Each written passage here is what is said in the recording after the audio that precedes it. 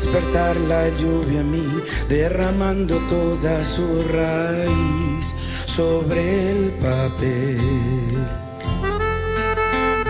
Vuelven a caer sobre la piel del que va esperando por nacer. Estás aquí.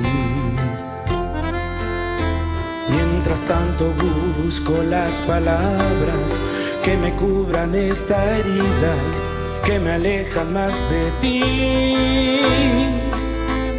Y la soledad me va creciendo con la niebla de este invierno que no puedo resistir. La noche sin ti. La mañana se levanta ya, no hay señales de que volverás, no estás aquí.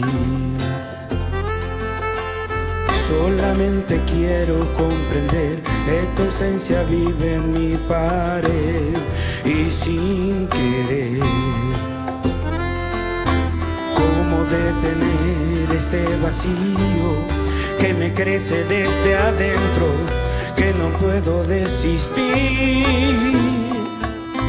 ¿Cómo asimilar todos los huecos que aparecen en mi cama y se quedarán ahí? Se apaga la luz y me siento solo